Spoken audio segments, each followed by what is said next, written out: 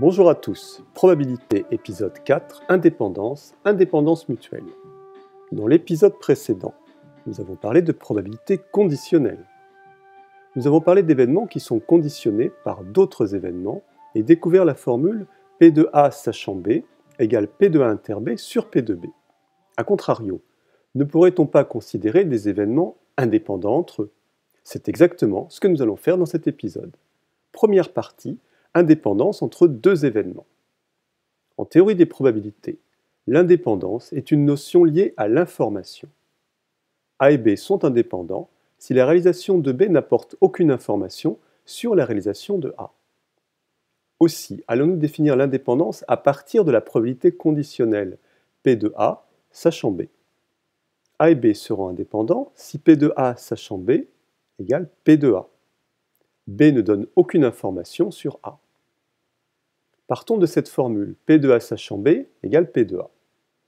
Nous savons que P de A sachant B est égal à P de A inter B sur P de B, par définition. Soit encore P de A inter B égale P de B multiplié par P de A sachant B.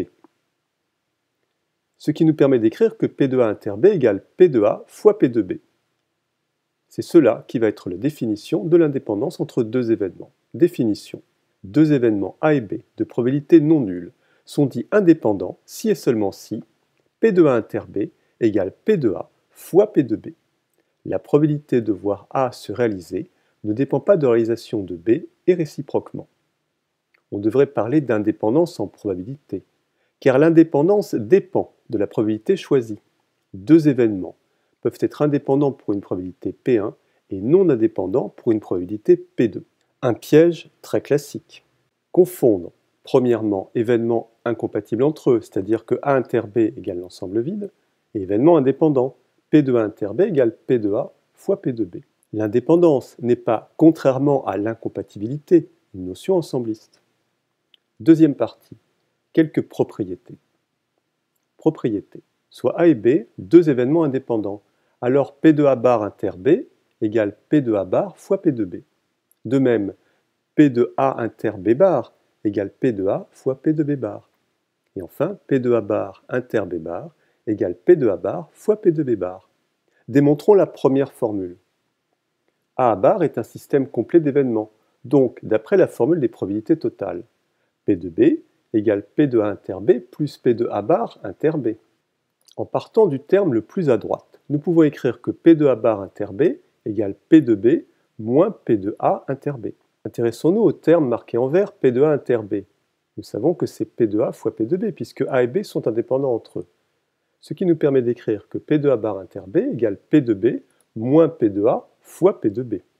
Dans cette nouvelle expression, nous remarquons la présence du terme P de B par deux fois. Mettons-le en facteur. Nous obtenons P de A bar inter B égale P de B, facteur de 1 moins P de A. Mais 1 moins P de A n'est autre que P de A bar. Finalement, P de A bar inter B égale P de A bar fois P de B. La formule est démontrée. Peut-on généraliser l'indépendance à une famille d'événements? Oui, et de deux manières. Définition.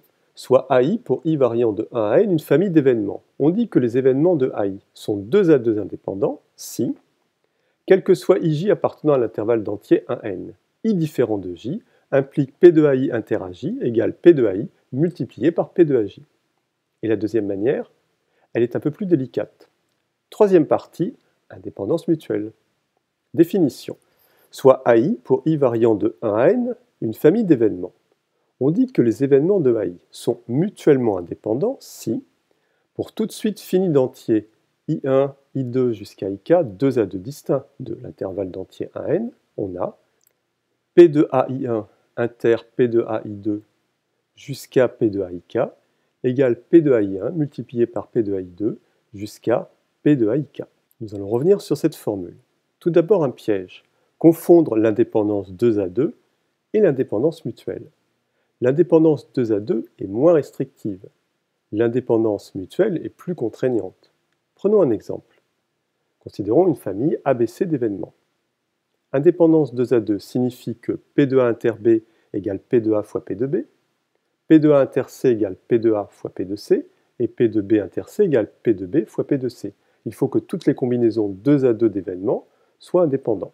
d'où le terme indépendance 2 à 2. L'indépendance mutuelle est, comme nous venons de le voir, plus contraignante. Il faut en plus que P de A inter B inter C soit égal à P de A fois P de B fois P de C. On peut donner une version légèrement différente de la définition de l'indépendance mutuelle en termes de notation.